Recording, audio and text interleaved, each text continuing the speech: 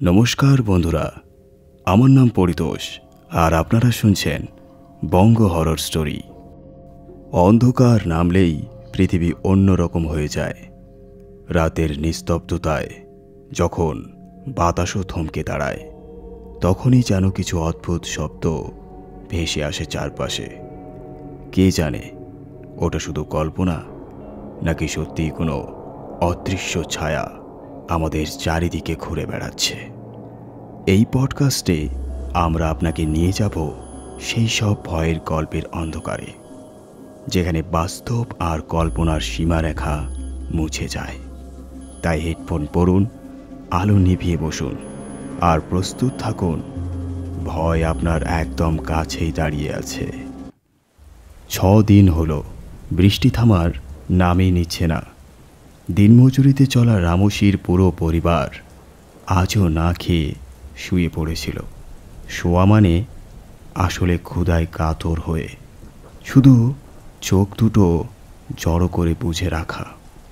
ভাঙাচোরা ছাদ থেকে চারিদিকেই পানি টপ টপ করে পড়ছিল।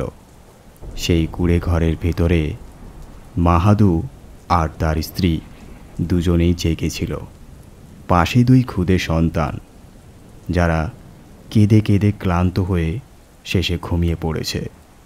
হাড় চিরচিড়ে হাত পা, বড়সড় মাথা আর ফুলে ওঠা পেট। ওদের মতো একজন আবার কেঁদে উঠল। তখন সঙ্গী মানে মাহাদুরের স্ত্রী ঘটি থেকে পানি ঢেলে মুখে দিল। পানি পান করেই অসহায় বাচ্চাটি ঘুমিয়ে পড়ল। বৃষ্টির তেজ একটুও কম ছিল না। দিন গড়াতে গড়াতে এভাবে 6ষ্ঠ দিন এসে পড়েছে। শুরুতে মাহাদু কোনো মতে সংসার সামলেছিল, কিন্তু এখন এক মুঠো দানার ভাত ডালেই বা কতদিন চলে। অবশেষে গতকাল সেই সামান্য চালটুকুও শেষ হয়ে গেল। কাজ নেই তাই টাকা নেই, টাকা নেই তাই ঘরে খাবার কোথা থেকে আসবে। তার উপরে আগেই ধার ঋণের বোঝা, তাই আর কোনো মহাজন ধার বাকি দিতেও রাজি নয়। পেট চলছে ক্ষুধায়, মাথা ভরা অগন্তি প্রশ্ন। গতকাল থেকেই মাহাদু, তার স্ত্রী আর 2 সন্তান উপসে কাটাচ্ছে। কত রাত হয়েছে বোঝা যাচ্ছিল না। কাল দিনটা কেমন কেটে যাবে এই চিন্তায় মাহাদুরের মাথায় ঝড় তুলেছিল। সে নিজের ছেলেকে বুকে নিয়ে ঘুম পাড়াচ্ছিল। হঠাৎ দরজায় টক টক শব্দ উঠল। মাহাদু, ও মাহাদু। বাইরে থেকে পরিচিত গলার ডাক। দরজা খুলে সে বাইরে বেরোলো। বাইরে দাঁড়িয়ে তার সাথী, তার নাম সদানন্দ। আরে মহাজনের গড়ির দেওয়ার ভেঙে পড়েছে, মহাজন ডেকেছে, তাড়াতাড়ি চল। গড়ি মানে সেই পুরনো পাথরের প্রাসাদ সদৃষ্ট ভিটে, ছোট এক কেল্লার মতো দেখতে। এত রাতে এত ঝড়ো বৃষ্টির মধ্যেও কাজে যাওয়া মাহাদুর পক্ষে সহজ ছিল না, কিন্তু মহাজনের ডাক ফেলাও অসম্ভব। তার উপর মনে ক্ষীণ আশা জেগেছিল, যদি কাজ করি হয়তো এর বিনিময় শুকনো রুটি জুটবে। এই আশাতেই সে দেয়াল থেকে ঝোলানো বস্তা কাঁধে তুলে নিল। হাতে তুলে নিল দপদপে কাঁপতে থাকা লণ্ঠন। দরজার কাছে রাখা ফাওড়াও তুলে নিল, আর সদানন্দের সঙ্গে সে পথে বেরিয়ে পড়ল। গভীর রাত, চারপাশ অন্ধকারে ঢাকা। ব্যাঙ ঝিঝির ডাক সেই স্যাঁতস্যাঁতে রাতের পরিবেশে আরও গা ছমছমে করে তুলেছিল। তার উপরে ধারালো বৃষ্টির ফোঁটা যেন কোনো অদৃশ্য শাস্তি দিচ্ছিল। ঠান্ডা হাওয়া কেটে যাচ্ছিল শরীরের ভেতর দিয়ে। পেটের জ্বালাটা কিন্তু কোনোভাবেই নিভছিল না। গ্রামে মহাজনের গড়ি নিয়ে সব সময় নানা গুজব চলত। অনেকে বলতো আজও সেখানে মহাজনের গলা শোনা যায়। কেউ বলতো আলো ঝলকাতে দেখা গেছে। আবার কারো দাবি মহাজন নিজে ডাক দিত, এসো এসো। কিন্তু আসল সত্য কেউ জানত না। গ্রামের বিশ্বাস ছিল মহাজন মারা যাওয়ার পরও সে গড়ির ভেতরেই রয়েছে। তার অত্যাচার এখনও মানুষের মনে জীবন্ত। কেউ বলতো এইসব বানানো কথা, কেউ বলতো না, এগুলো এক্কেবারে সত্যি। তবে একটা ব্যাপার সবাই জানতো, মহাজনের ছেলে বিকাশ কোনোদিন গড়ির ধারেও যায় না। কথিত আছে গড়ির অঙ্গনে ছিল তুলসীর আসন, তার সামনে বারান্দায় একটি দোলনা, আর এক বিশাল কাঠের বন্ধ দরজা। মহাজন জীবিত থাকা কালেও সেই দরজা সব সময় বন্ধ থাকত, আর তার মৃত্যুর পর কেউ জানতে পারেনি সে আসলে কিভাবে মারা গেল। কেউ বলতো গ্রামের অভিশাপেই তার মৃত্যু হয়েছে, কিন্তু সত্যটা অজানা রয়ে গেছে। মহাজনের মৃত্যুর পর তার ছেলে বিকাশ শহর থেকে এসে বাপের রেখে যাওয়া জমিজমায় সংসার চালাতে শুরু করে। গড়ির পাশেই নতুন সিমেন্টের দোতলা বানিয়ে সেখানেই থাকতে শুরু করে। তবে পুরনো গড়ি তো আজও ভাঙাচোরা অবস্থায় একা দাঁড়িয়ে আছে। এককালের শৈর্যশালী ভিটেটা আজ কেবল নির্জনতার ভেতর ডুবে থাকা এক ধ্বংসাবেশ। বৃষ্টির ভেতর দ্রুত হেঁটে মাহাদু আর সদানন্দ গড়ির কাছে পৌঁছালো। সামনে সেই গড়ি, আর তার পাশেই বিকাশের নতুন বাড়ি, যার জানালা থেকে ঝাপসা আলো বেরোচ্ছিল। সদানন্দ গিয়ে গেটের কাছে খবর দিল, ওরা এসে গেছে। তারপর আবার গড়ির দিকে ফিরল। গড়ির 8 ফুট উঁচু পাথরের দেওয়াল ভেঙে থান থান হয়ে পড়েছিল, কিন্তু ভেতরের শক্ত কাঠের দরজাগুলো এখনও অটল দাঁড়িয়ে। তারা প্রথমে রাস্তার ধ্বংসাবশেষ সরাতে শুরু করলো, তারপর লণ্ঠনের আলোয় একে একে পাথর খসাতে লাগলো। সময় কেটে যাচ্ছিল। রাত তখন প্রায় 1টা। বৃষ্টি তখনও ঝরছিল। সদানন্দ হঠাৎ ফাওড়া দিয়ে পাথরে জোরে আঘাত করল। আঘাতটা এতটাই প্রবল ছিল যে একটা টুকরো ভেঙে তার কপালে গিয়ে লাগল। সঙ্গে সঙ্গেই গরম রক্ত চোখে ভরে গেল। যন্ত্রণায় কাতর হয়ে সে মাটিতে বসে পড়ল। মাহাদু ঝুড়ি ফেলে তার কাছে ছুটে গেল। মাথা থেকে কাপড় খুলে শক্ত করে তার ক্ষত জায়গায় বেঁধে দিল। কিরে, একটু সাবধানে কাজ করতে পারিস না? মাথাটা ফেটে গেলে তো শেষ হয়ে যেত। মাহাদু রেগে পড়ল। ঠিক তখনই তাদের পিছনে শোনা গেল কাঠ ভাঙার মতো শব্দ, যেন ভেজা ডাল কারো পায়ের নিচে মচমচ করে ভেঙে গেল। এই সময় বৃষ্টি থেমে গিয়েছিল, কিন্তু কারো অন্ধকার চারপাশে জাল বুনে রেখেছিল। লণ্ঠনের হলদেটে আলোয় সামান্য দেখা যাচ্ছিল। মনে হচ্ছিল যেন সেই ক্ষীণ আলো কোনো অদৃশ্য শক্তি গিলে নিচ্ছে। হঠাৎ ধড়াম করে লণ্ঠনের কাচ ভেঙে গেল। অন্ধকারের ঢেউ ওদের উপর ভেঙে পড়ল। দুজনেই স্থির দাঁড়িয়ে শিউরে উঠল। হাত বাড়িয়ে টিপে টিপে কিছু বোঝার চেষ্টা করছিল। তখনই কানে এলো খোঁচা খোঁচা আওয়াজ, যেন ধারালো নখ দিয়ে কেউ আস্তে আস্তে পাথরের উপর কিছু লিখছে। তাদের নিঃশ্বাস থমকে গেল। গ্রামে শোনা পুরনো কথাগুলো মনে পড়ল। সেই গড়িতে রাতে একা থেকো না, ভেতরে অন্ধকার দালানগুলোই ঘুরে বেড়ায় আধা মানুষ আধা ছায়া। তার নিঃশ্বাসেও শোনা যায় ভয়ের সেই ঢেউ। মাথা থেকে গড়িয়ে পুরো শরীর বয়ে গেল। হিম হাওয়া ছুঁয়ে গেল, যেমন গা কাঁপে। তেমন করেই দাঁড়িয়ে উঠল তাদের রোমাঞ্চিত লোমকূপ। মেঘের আড়াল থেকে উঁকি মারা চাঁদের হালকা আলোয় তাদের দৃষ্টি স্থির হয়ে গেল।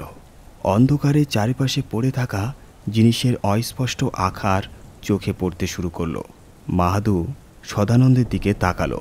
তখন সদানন্দ তার পিছনে কিছু একটা দেখতে পেল, এবং সেটার দিকে সে তাকিয়েছিল। সেখানে কিছু একটা ছিল। পাথরে পড়ে থাকা রক্তের ছিটে এখনও ভেজা, আর তার উপর লালচে ঘিনঘিনে জিহ্বা সরসর করে এগোচ্ছে। অন্ধকারে দাঁত ঝলমল করছে। সাদা দাঁতের ফাঁকে দুটো ধারালো দাঁত পাথরের সঙ্গে ঘষা খাচ্ছে, আর তার ঘষার কর্কশ শব্দ কানে ঢুকে যাচ্ছে। দুজনের মনেই একই চিন্তা এলো, এ সময় এখানে আসা উচিত হয়নি। সদানন্দ ভয় পেয়ে গেল। ভয়ে সে লাফিয়ে এক পাথর থেকে আরেক পাথরে ঝাঁপিয়ে নিচে নেমে গেল। সে না পিছনে তাকালো, না কোথাও থামল, শুধু উন্মাদের মতো দৌড়ে চলল। কিন্তু বাহাদুরের দৃষ্টি ওখানেই স্থির হয়েছিল। সেই স্তব্ধ মূর্তির মতো তাকিয়ে রইল। তার সামনে ছিল সেই ছায়ার লাল চোয়াল, ঘাড় পর্যন্ত ঝুলে থাকা জাট পাকানো চুল, আর অন্ধকারের আঙ্গারের মতো জ্বলন্ত চোখ। হঠাৎ সেই ছায়া সরে গেল। পচা মাংসের গন্ধে বাহাদুরের শ্বাসরুদ্ধ হতে লাগলো। সদানন্দর মনে হলো সব শেষ, যেন দুঃস্বপ্ন হঠাৎ ভেঙে গেছে। কিন্তু সেই ফাঁকা জায়গায় কিছু এসেছিল, আবার হঠাৎ মিলিয়ে গেল। বাহাদুর দুই পা মাটিতেই গেঁথে রইল। শরীর যেন তারা নিজে নেই, যেন অন্য কারোর আদেশে চলতে শুরু করেছে। ঠোঁটে ধীরে ধীরে ভয়ঙ্কর হাসি ছড়িয়ে পড়ল। তার ভিতরে ঘণ্টাধ্বনির মতো শব্দ উঠতে লাগলো। কিন্তু এটা মন্দিরের ঘণ্টা নয়, আদিবাসীদের ঢোল নাগাড়ের মতো তীক্ষ্ণ। সেই শব্দে বাহাদুরের মাথা ভেঙে পড়ছিল। ভয় উধাও হয়ে গিয়ে অদ্ভুত এক উন্মাদ আনন্দ জন্ম নিল। ভাঙা দেয়ালের আড়ালে, বন্ধ দরজার পিছনে এক অস্পষ্ট কালো ছায়া আকার নিতে লাগলো। বাতাসে ভেসে থাকা মাটির কণাগুলো জমে বিশাল এক দেহ তৈরি করেছে। দৃষ্টি স্পষ্ট হলো। চকচকে টাক মাথা, ঘামে ভিজে ঘন সাদা ভ্রু, চোখের জায়গায় আগুনের শিখা, হাত মাটিতে ঠেসে রাখা, মুখ খসখসে অথচ ফ্যাকাশে। সে ছিল শাহুকার, কিন্তু সেই মানব মুখের আড়ালে লুকিয়েছিল অন্য কিছু। বাহাদুরের বুক কেঁপে উঠল। ছায়ার চোয়াল খুলল। লাল ভেজা জিহ্বা থেকে অস্পষ্ট শব্দ বেরোলো, আর সেই শব্দ কানে নয়, সরাসরি মাথার ভেতর ঢুকে গেল। এই মাটির নিচে ঘুমিয়ে থাকা মানুষ তোমাকে ডাকছে, দরজা খোলো, ভিতরে আসো। বাহাদুরের জড় শরীরে যেন শয়তানি শক্তি ভর করল। সামনের দরজায় মোটা লাল সুতো বাঁধা, মাঝখানে রাখা নারিকেল হাওয়ায় ঝুলছে। পাশে কাপড়ে মোড়া কিছু অদ্ভুত জিনিস রাখা, হয়তো কোনো কালো টোটকার ব্যবহৃত কোনো যন্ত্র বা জিনিস। সেই সুতোর গা থেকে পচা রক্তের মতো গন্ধ বেরোচ্ছে। বাহাদু এগোলো, পা পড়ল নারকেলের উপর। পুরনো নারকেল ফেটে গেল। সাথে সাথে কুৎসিত গন্ধের ধোঁয়া ছড়িয়ে পড়ল চারপাশে। বাহাদু হাত বাড়িয়ে লাল সুতো ছিঁড়ে ফেলল, আর তখনই ভারী দরজা ধপাস করে ভেতরে পড়ল। শব্দে পুরো বাতাস কেঁপে উঠল। এখন সে বাড়ির ভেতরে প্রবেশ করেছে। ভেতরে ঘন অন্ধকার। ছায়াটা নড়ল।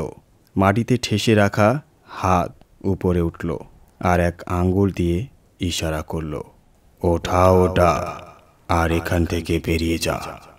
এটা কোনো আওয়াজ নয়, যেন সরাসরি হুকুম। বাহাদু এগোলো। দুটো পাথরের মাঝে এক ধাতব বাক্স আটকে ছিল।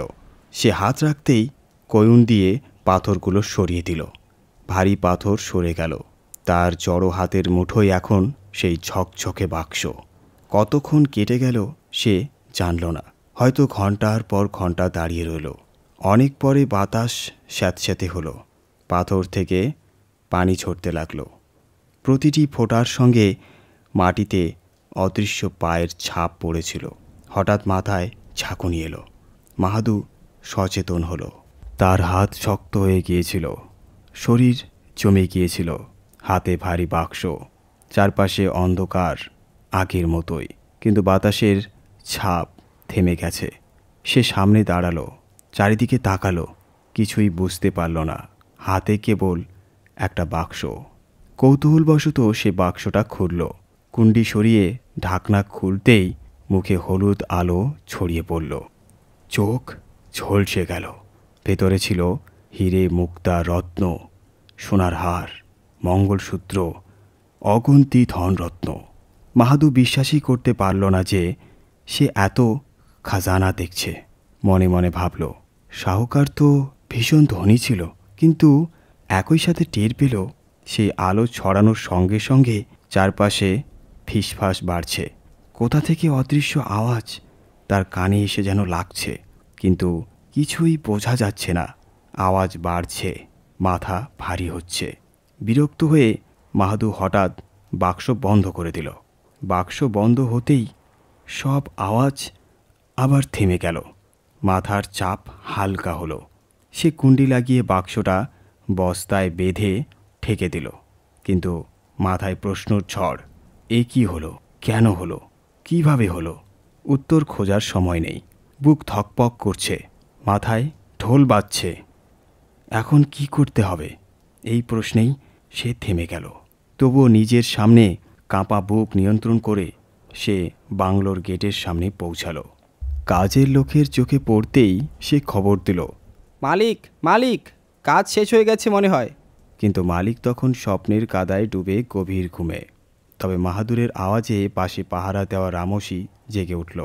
গলা থেকে খসখসে ভারী আওয়াজ বের করে সে গালি দিতে দিতে চিৎকার করল, কে হেঁকে উঠল এত রাতে? মাহাদু মাথা নিচু করে বিনম্রভাবে বলল, আমি মাধু, কাজ হয়ে গেছে, মাটি সরিয়ে ফেলেছি, ভাত নিয়ে এসেছি। রামসির খসখসে মুখ আরও ভয়ঙ্কর হয়ে উঠল। হ্যাঁ হ্যাঁ, ওই পুটলিটা নিয়ে এখান থেকে বেরিয়ে যা। মাহাদু পুটলি তুলে নিল আর বিনা বিরতিতে এগিয়ে গেল। সে বাঁ দিকের সেই নির্জন রাস্তা ধরল। ওদিকের হাওয়া এখন ভারী, অস্বস্তিকর হয়ে উঠেছিল। মাটি থেকে হালকা কুয়াশার মতো ধোঁয়া উঠছিল। চারপাশে একটা পচা মাংসের মতো গন্ধ ছড়িয়েছিল, ভীষণ বিভৎস। তবুও লোভ তার মাথায় চেপে বসেছিল, তাই সে থামল না। সে এক পা মাটির ঢিবিতে গেড়ে দিল, আর এক পা তুলল, আর দড়ি দিয়ে বাঁধা সেই বাক্সটা কাঁধে তুলে নিল।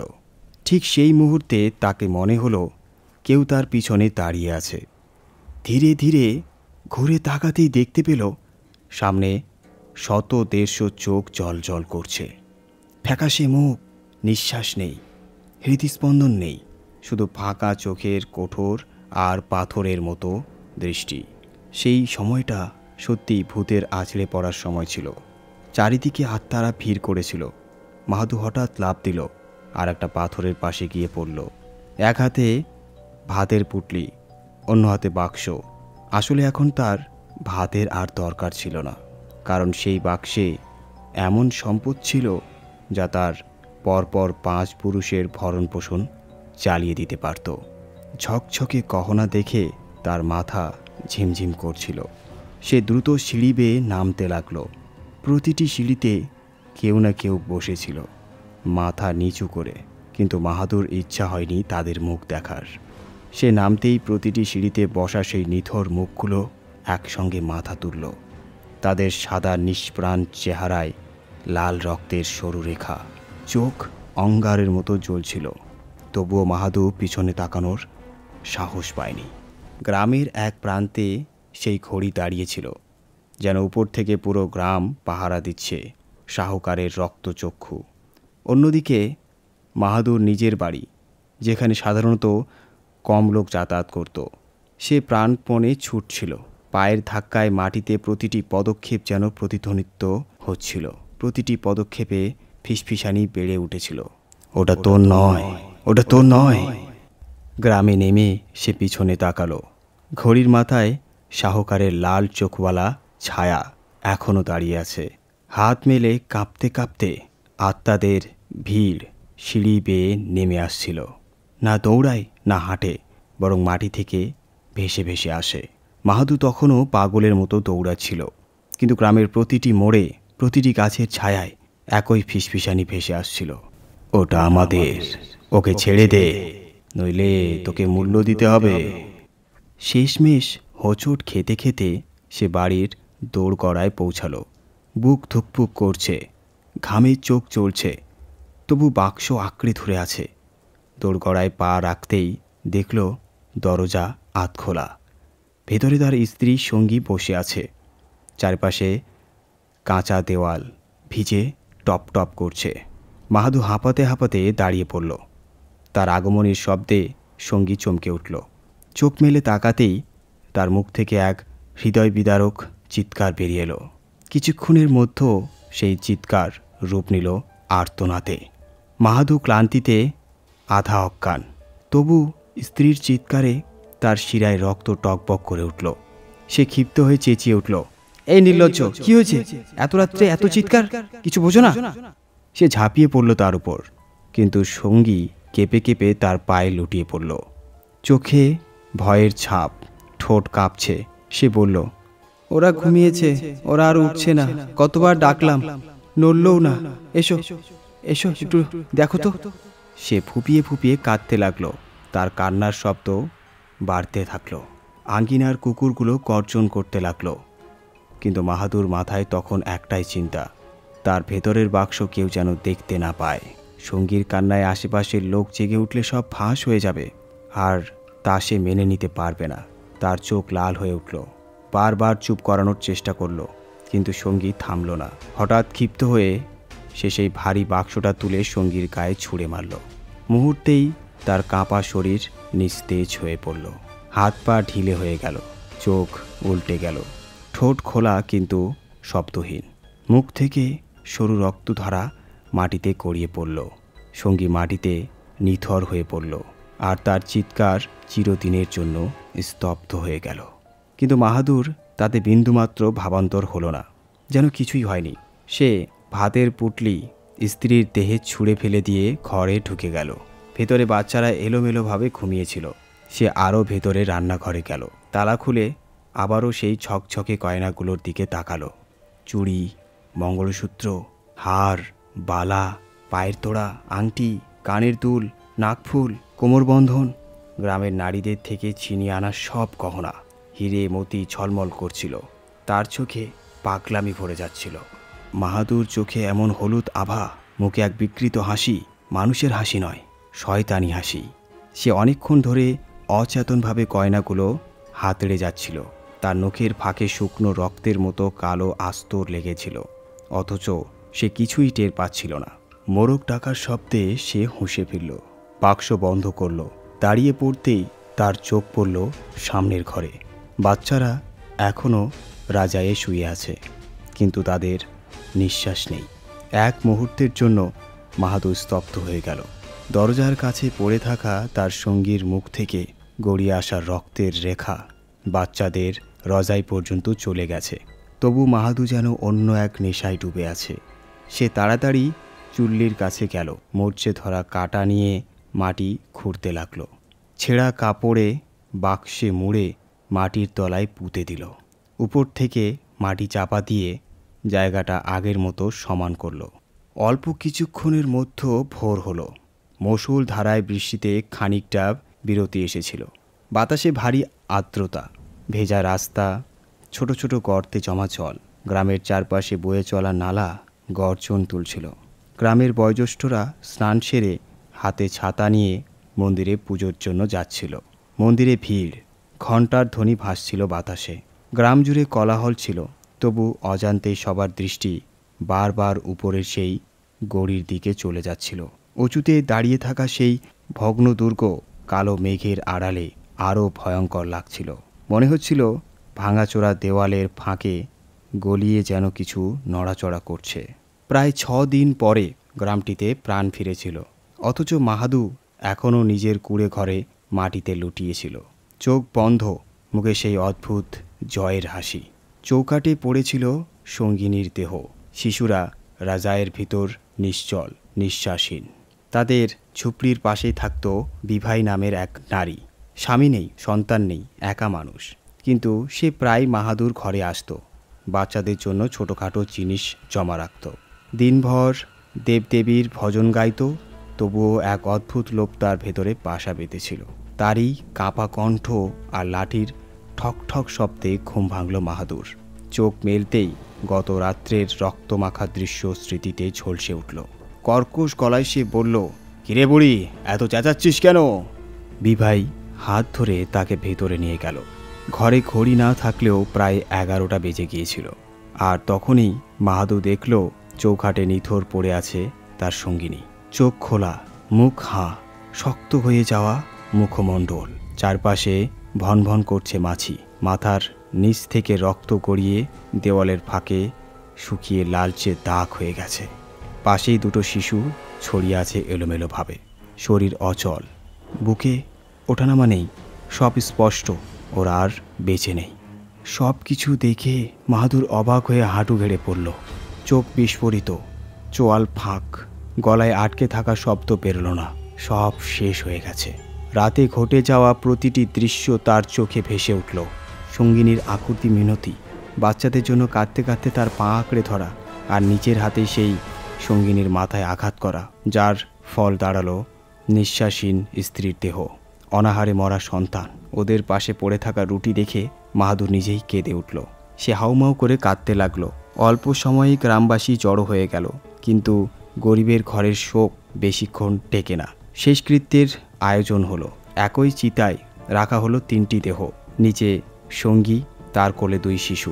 উপর থেকে গরুর গোবর দিয়ে ঢাকিয়ে দেওয়া হলো। কেরোসিন ঢেলে আগুন ধরানো হলো। ধোঁয়া উঠতে লাগলো, আকাশে ছড়িয়ে পড়ল। পোড়া মাংসের গন্ধ বাতাস ভরিয়ে দিল। চিতা থেকে হাড় ফাটার শব্দ কানে বাজল মাহাদুরের। সে জানত না সেই খাজানার এটাই প্রথম বলি। ক্রমে সবাই চলে গেল। ভগ্ন কুড়ে ঘরে শুধু রইল বিভাই আর শূন্য তাকিয়ে থাকা মাহাদুর। বিভাই চারপাশে নজর বোলালো। খাটের পাশে অন্ধকারের পাড়ে থাকা সেই রুটি চুপি চুপি নিজের শাড়ি দিয়ে ঢেকে নিল। তারপর বলল, চললাম বাবা। উঠে চলে গেল। মাহাদু দেওয়ালে হেলান দিয়ে নিশ্চুপ বসে রইল। কিছুক্ষণ পর বৃষ্টি ঝরতে শুরু করলো। এক ফোঁটা জল সোজা তার মাথায় পড়তেই যেন হুঁশ ফিরল। সে উঠে দাঁড়িয়ে দ্রুত ঝাড়ল, দরজা বন্ধ করলো, সব কিছু ঠিকঠাক করলো। হঠাৎ সামনের দৃশ্যে চোখ পড়ল। বৃষ্টির ঝাপটায় চোখ ঝাপসা হলেও সামনে দাঁড়িয়ে এক নারী, লাল শাড়ি পরা, কানের লতি থেকে রক্ত টপ টপ করছে, গলায় জমাট বাঁধা রক্ত, মুখ বিবর্ণ, চোখের জায়গায় ফাঁকা গর্ত, আর ঠোঁট কালো। গলা ভরা কর্কশ শব্দ বেরোলো, আমায় ভেতরে ডাকো, আমার মঙ্গলসূত্র ফিরিয়ে দাও, আমায় মুক্তি দাও। মাহাদুর পা অনিচ্ছায় পেছোতে লাগলো। সে হোঁচট খেয়ে পড়ে গেল। দরজায় এবার দাঁড়িয়ে এক বুড়ি, 2 হাত থেকে রক্ত গড়িয়ে পড়ছে। কাঁপা গলায় একই সুরে বলতে লাগলো, আমায় ভেতরে ডাকো, আমার গয়নাগুলো ফিরিয়ে দাও। চারিপাশে কণ্ঠস্বর বেড়ে উঠতে লাগলো। সেই 2 ছায়ার পেছনে আরও অনেক ভেসে উঠল। সবাই একে একে দরজায় দাঁড়ালো। বৃষ্টির পর্দার আড়াল থেকে ধীরে ধীরে স্পষ্ট হচ্ছিল তাদের চেহারা। কারো গলায় ফাঁসির দড়ি, কারো পেটে ছুরি গেঁথে আছে, কারো মুখ পুড়ে কালো, কারো গলা কাটা। চারপাশে শুধু রক্ত, লাল আর জ্বলন্ত চোখ। চারিদিক ভারী হয়ে উঠল। পোড়া মাংসের দুর্গন্ধে নিঃশ্বাস নেওয়া দুঃসহ হয়ে উঠল। ওইসব কণ্ঠস্বর মানুষের সহ্যের বাইরে চলে যাচ্ছিল। বৃষ্টি ভেজা ছায়ারা মাহাদুরের ঘর ঘিরে ধরল। বেরোনোর পথ রইল না। সে চারপাশে তাকালো। ছাদের ফাঁক থেকে অদ্ভুত মুখ উকি দিচ্ছে। কোথাও লাল জ্বলন্ত চোখ, কোথাও মৃত ঠোঁট কাঁপছে, কোথাও ঝাঁপিয়ে আসতে চাইছে কোনো রক্তাক্ত হাত। দুর্গন্ধ আরও ঘন হতে লাগলো। সে শ্বাস রুদ্ধ করে ধুতি দিয়ে নাক চাপল, কান চেপে ধরল, কিন্তু সব বৃথা। অবশেষে সাহস সঞ্চয় করে পা ঠেলে দরজা ঠেকালো। ধড়াম শব্দে দরজা বন্ধ হলো। তবুও বাইরে থেকে আসতে লাগলো সেই নির্জীব কণ্ঠস্বর, আমায় ভেতরে ডাকো, আমায় ভেতরে ডাকো। এইবার সেই কান্নার শব্দের সাথে মিশে গেল কারো শাসন ভরা স্বর।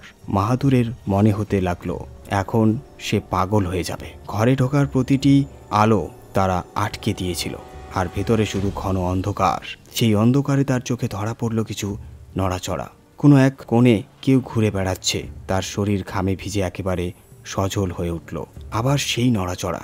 2টি জল জল চোখ এদিক সেদিক সরে যাচ্ছিল। মাহাদু ভয়ে দাঁড়িয়ে উঠতে যাচ্ছিল। ঠিক তখনই ভেতরের ঘর থেকে এক নারীর বুক ফাটা কান্নার আওয়াজ কানে ভেসে আসলো। শব্দটা এত হঠাৎ, এত ভয়ার্ত ছিল যে তার সমস্ত ইন্দ্রিয় মুহূর্তে সজাগ হয়ে উঠল। সেই কান্না কি কোনো অপরিচিতার, নাকি তারই স্ত্রী সঙ্গীর? মাহাদুর ঝুঁকে ভেতরে উকি দিল, আর সেখানে অন্ধকারে বসেছিল তার সঙ্গী। কিন্তু তার রূপ ভয়ানক। উল্টে থাকা জটজটা চুল, ভেতরে ঢুকে যাওয়া চোখ, কালচে হয়ে যাওয়া মুখ, শুকিয়ে যাওয়া নাক, অস্বাভাবিক বড় কালো ঠোঁট, চওড়া থুতনি, আর হাঁটু পর্যন্ত টেনে রাখা শাড়ি। সেই বিকৃত অবয়ব মাহাদুর দিকে চেয়েছিল, আর তার মুখ থেকে বেরোচ্ছিল এক ভৌতিক চিৎকার।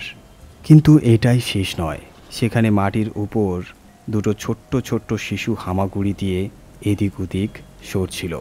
কখনো হঠাৎ সঙ্গীর পায়ের সাথে লেপ্টে যাচ্ছিল, আবার কখনো অদ্ভুত সব কাণ্ড করছিল। মাহাদু নিজেকে বোঝানোর চেষ্টা করল, সবই আমার ভ্রম, এ কেবল আমাকে জ্বালানোর জন্য।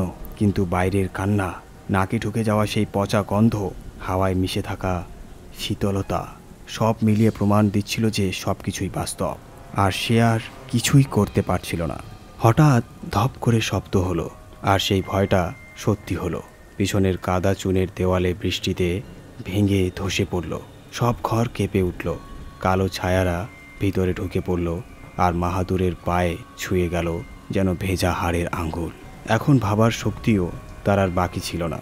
সে চারপাশে তাকালো। তখনই আকাশে বিদ্যুতের ঝলকানি হলো। সুযোগ পেয়ে সে দৌড় দিল বৃষ্টির ফোঁটার ভেতর দিয়ে। নাকে আটসাট করে ধুতি চেপে প্রাণপণে দম নিতে নিতে সে ভেঙে পড়া দেওয়াল টপকে পিছনের আঙ্গিনায় পেরোলো। তারপর লালার ধারে গ্রামের গলি ঘুপচি ভেদ করে ছুটতে ছুটতে গিয়ে সোজা মন্দিরে গিয়ে হাজির হলো। যিনি কোনোদিন ঈশ্বরে বিশ্বাস রাখেননি, সেই মাহাদু আজ আশ্রয় খুঁজতে মন্দিরে এলো। এবার যেন তার হুঁশ ফিরল। শরীরেও চারপাশের পরিবেশের পরিবর্তন টের পেল। যখন সে মন্দিরে পৌঁছালো, তখন আরতি শুরু হয়ে গেছে। শঙ্খ আর ঘণ্টার ধ্বনি, ধূপের গন্ধ আর বৃষ্টির গন্ধ মিলেমিশে একাকার। কিন্তু মাহাদুর চারিপাশে তখনও ঘুরছিল। সেই ঘিনঘিনে পচা গন্ধ, যেন শত শত পচা লাশ তার পিছু নিয়ে এসেছে। মন্দিরের সিঁড়িতে হঠাৎ মাথা ঘুরে সে লুটিয়ে পড়ল। ভেতরে বসে যারা আরতি করছিল, তাদের চোখে পড়ল মাহাদুরের নিথর দেহ। সঙ্গে সঙ্গে দুজন ছুটে এসে তাকে ধরে ভিতরে আনলো। মুখে জল ছিটিয়ে জ্ঞান ফেরানোর চেষ্টা করল। চেতনা ফেরানোর পরও যেন চোখে ভয় জ্বলছিল। আতঙ্কে চারপাশে তাকালো। সে কোথায়, কি হচ্ছে বুঝতে কিছুটা সময় লাগলো। কেউ তাকে কিছু জিজ্ঞেস করলো না। সবাই ভাবলো হয়তো অনাহারে বা স্ত্রী সন্তানের মৃত্যুশোকে এমনটা হয়েছে। পুরোহিত তাকে নারিকেল আর প্রসাদ দিলেন, দেওয়ালে ঠেস দিয়ে বসিয়ে দিলেন। পূজা শেষ হলো। লোহার দরজা বন্ধ করে সবাই চলে গেল। কিন্তু মাহাদু তখনও শূন্য দৃষ্টিতে তাকিয়ে রইল। পুরোহিত যখন বেরোতে যাচ্ছিলেন, মাহাদু কাঁপা গলায় ডাক দিল, বাবা একটু দাঁড়ান। ধুতি শাল পরা, হাতে থালা ধরা পুরোহিত কাছে এলেন। নরম স্বরে বললেন, কিরে মাহাদু, কি হয়েছে? সেই মমতা ভরা স্বর শুনে মাহাদু গলে গেল। দেওয়ালে ঠেস দিয়ে বসেই কাঁপতে কাঁপতে সব খুলে পড়ল। সেই গড়ি, শাহকারের সিন্দুক, ফিসফিসানি, ভয়ঙ্কর ছায়া, সব কিছু। শুনতে শুনতে পুরোহিতের মুখ বদলে গেল। চোখে চিন্তার ছায়া, কপালে ভাঁজ। মাহাদু কেবল নিজের বাঁচার উপায় খুঁজছিল, কিন্তু পুরোহিতের মনে ফিরে আসছিল বহু পুরনো গভীর স্মৃতি। খণ্ডু সহকার, হ্যাঁ ওটাই নাম। তার অভিশপ্ত ধন, তার জুলুম, আর সেই ভৈরব কবচ, সব একে একে মনে পড়ছিল। যতক্ষণ না সেই অভিশপ্ত ধন নতুন কোনো হাতে যায়, ততক্ষণ এই অশান্ত আত্মারা কোনো মতেই মুক্তি পায় না। কিন্তু মাহাদু নির্ভয়ে সেই সিন্দুকের উপর রাখা নারিকেল ভেঙে ফেলেছিল, তাবিজ ছিঁড়ে দিয়েছিল, আর ভৈরব কবচ ভেঙে সেই অভিশপ্ত ধন ঘরে নিয়ে এসেছিল। বিনিময়ে স্ত্রী সন্তানের জীবন পর্যন্ত বাজি রেখেছিল। এখন প্রশ্ন, মুক্তি কিভাবে মিলবে? মাহাদুর হাহাকার আর অসহায় চোখের দিকে তাকানো পুরোহিতের পক্ষেও সহজ হলো না। তিনি ফিরে গিয়ে দেবঘরে টাঙানো থলি থেকে কিছু গ্রন্থ আনলেন। আধ ঘন্টা ধরে উল্টোপাল্টা করে পড়ার পর মাহাদুরের সামনে বসলেন। শোন মাহাদু, তিনি বললেন, যদি এই ধন আরেকজনের হাতে যায়, তবে তোর পিছু ধাওয়া করা এই আত্মারা তার পিছু নেবে। কিন্তু এটা সঠিক পথ নয়। তার চেয়ে ভালো তুই এই গ্রামের নদীতে বিসর্জন দিয়ে দে, জলে ভাসিয়ে দে। ভগবান মহাদেবের নাম জপ কর, মৃত্যুঞ্জয় মন্ত্র পাঠ কর, তবেই মুক্তি পাবি। তবে মনে রাখিস, একবারও মন্ত্র জপ থামাতে পারবি না। আর এই কাজ আর কেউ নয়, তোকেই করতে হবে, কারণ এখন অভিশাপ তোরই উপর। মাহাদু কোনোদিন ঈশ্বরকে মানেনি, কোনো মন্ত্র তার জানা নেই, কিন্তু পুরোহিতই তাকে মহামৃত্যুঞ্জয় মন্ত্র মুখস্থ করালেন। দীর্ঘক্ষণ ধরে অনুশীলনের পর মাহাদু মন থেকে সিদ্ধান্ত নিল সে ঘরে গিয়ে সিন্ধুক বার করবে এবং তা নদীতে ভাসিয়ে দেবে। কিন্তু মানুষ যা ভাবে তা সবসময় পূর্ণ হয় না। যতক্ষণ তার ঠোঁটে মন্ত্র বেজে চলছিল ততক্ষণ চারপাশে অদ্ভুত সব ছায়া ঘুরে বেড়াচ্ছিল। ভেজা পচা লাশগুলো তার চারপাশে দাঁড়িয়েছিল। সবাই তার দিকে স্থির চোখে তাকিয়েছিল। কোনো শব্দ না, কোনো নড়াচড়াও না।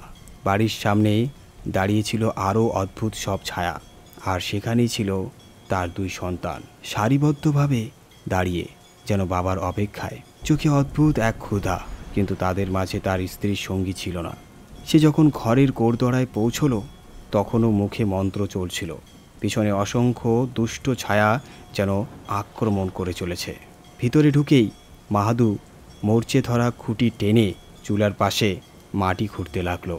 ঠিক তখনই সামনের ঘর থেকে ভেসে এলো এক হাড়হীন করা চিৎকার, আর সাথে সাথেই থেমে গেল তার জপ। ঠোঁট বন্ধ হয়ে গেল। ওটা সঙ্গীরই কণ্ঠস্বর। তখন পাশে থেকে শোনা গেল আর একটি শব্দ, এক অদ্ভুত ঘড়ঘড়ানি ভরা গলা, আমাকে ফেরত দে, আমাকে ফেরত দে, আমাকে ফেরত দে, পাগল আমাকে ফেরত দে। একটা নয়, অসংখ্য কণ্ঠস্বর একের পর এক যেন মাহাদুর মগজে আঘাত করতে লাগলো। এইসব ভয়ার্ত আওয়াজ শুনে মাহাদুর হুঁশ উড়ে গেল।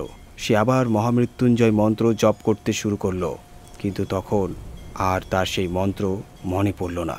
ভয়ের দখলে তার মগজ জমে গেল। মুখ থেকে একটাও শব্দ বেরোলো না। এমন সময় চারপাশে দাঁড়িয়ে থাকা সেই সব লাশের চোয়ালগুলো খুলে গেল। এক বিকৃত ভৌতিক হাসির সাথে তাদের মুখ বড় থেকে আরও বড় হতে লাগলো।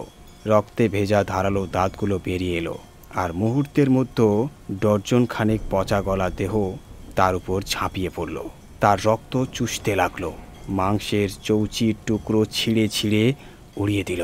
কিছুক্ষণের মধ্যেই মাহাদু তাদেরই একজন হয়ে গেল। নিজের লাশটার দিকে শেষবার তাকিয়ে সে চুপচাপ গিয়ে এক কোণে দাঁড়িয়ে রইল। তার ঠোঁট থেকেও ভেসে এলো সেই একই শব্দ, আমার বাক্স। রাতটা কেটে গেল। পরদিন সকাল হলো।